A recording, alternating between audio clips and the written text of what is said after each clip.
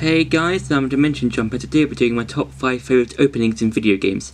Now, for me personally, I feel like openings in video games should help draw you in and should also try and help you try and believe that world in a similar sense, and how these openings are quite interesting, and also how they can help you teach you how to play the game, how some of the controls work, and also I'm going to be talking about some of the cutscenes that are in the game, in the games that I am going to be talking about.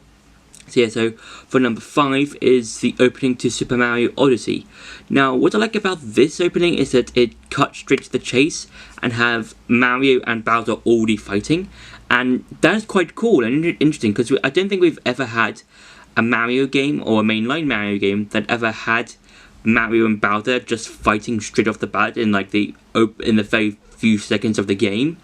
And with Mario Odyssey, I do like how with this Bowser beats Mario quite easily. I don't think that's ever happened before in a Mario game, and I do like that once you do you finally wake up from being knocked out by Bowser, you awaken to a new world, and then you're introduced to Cappy, who's basically your new companion. And I do like the kind of dynamic that Cappy brings to being with Mario, because he's sort of, at the beginning, he's sort of shy, but then throughout the course of the game, he helps Mario track down both not only Bowser, but Peach and Cappy's sister. And I do really like this dynamic between Mario and Cappy, just because of how great their friendship is.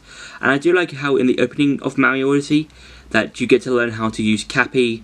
You can throw him, you can make him do a spin attack, you can roll, you can dive, you can long jump, you can backflip, all those things that you could do in previous Mario games, basically all rolled into one in Mario Odyssey. And I do really like how as soon as you've beaten the first sort of Brodel and you go to the Cascade Kingdom, I do like how the title Mario Odyssey just comes into life, and it brings all of that energy to that title screen. I do like the music that accompanies it throughout the title sequence. For number 4 is Breath of the Wild's opening. Now, what I like about this opening is that it starts off with Link kind of waking up from what seems to be his a long slumber, kind of like how all of the other Zelda games has had Link being asleep.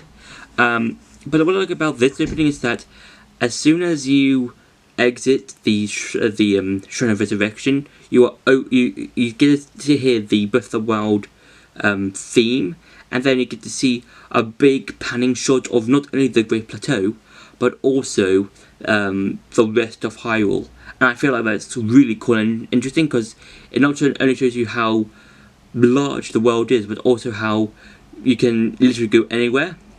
But I also do like how in the opening with this, how we can, in the Great Plateau, you can basically it shows you how to do certain things, like cook recipes, collect certain weapons, defeat enemies in a certain way, sneaking up on them and using your bow, using your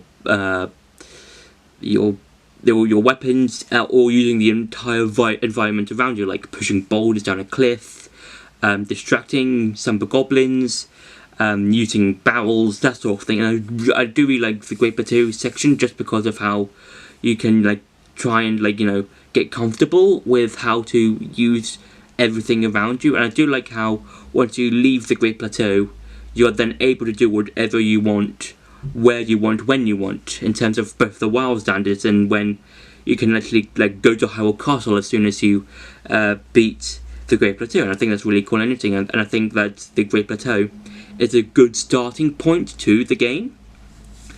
For number 3 is God of War 2018's opening. Now, what I like about this opening is that it kind of starts with Kratos just cutting down a simple tree, but then as soon as he both he and his son Atreus goes back to their house, they kind of talk with each other, and then throughout part of the game you're told you can basically handle the controls quite easily, when you're playing with the Fiddle of Vines and an axe.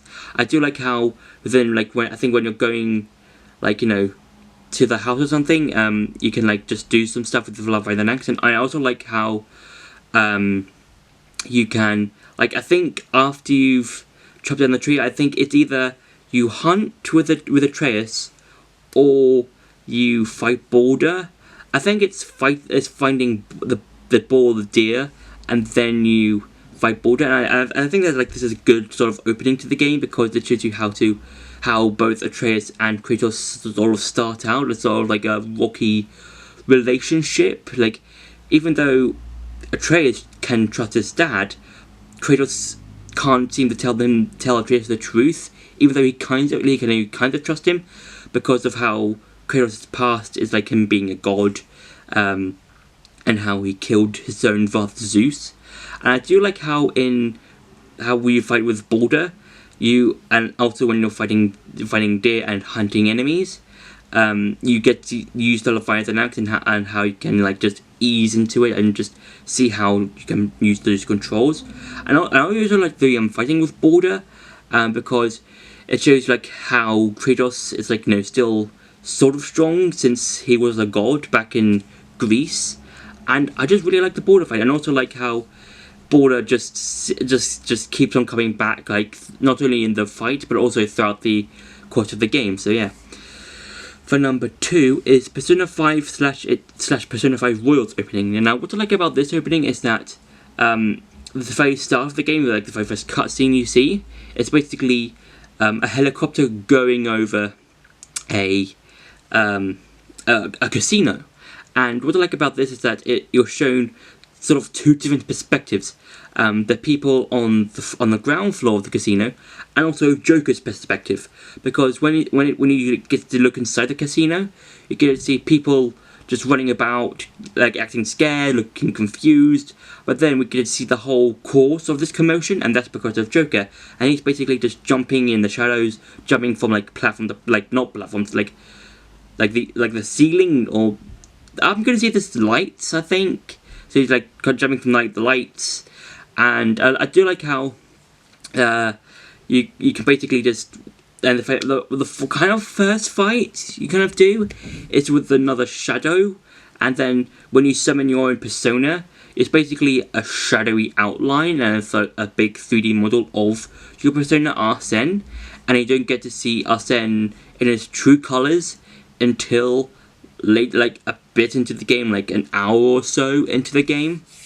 And I think that's quite cool. And I also like how with Persona 5 Royal, there's like basically there's like a bit in the game, in the opening, when you're basically going escaping from trying to escape the casino, and you get to see you're surrounded by shadows, but also you're helped by another figure who's in the same kind of get-up as you, and this is quite cool, because basically you fight together, and then she's able to do her all-out attack, and I feel like that's quite cool, and I think the opening to Persona 5 and Persona 5 Royal is a sort of nice, gentle ease into the game, and how you're able to like use your personas, how to use your normal weapons like your gun and your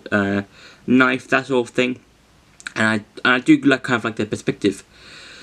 And for number 1 is Skyrim's opening. Now what I like about Skyrim's opening compared to like the other games is that with this opening you start off with literally nothing. And if you look at let's say God of War 2018, let's say, with that game, you're given the Leviathan axe, a weapon that can return to you, and also you can use your bare fists, so you can really do a lot of combat in that game.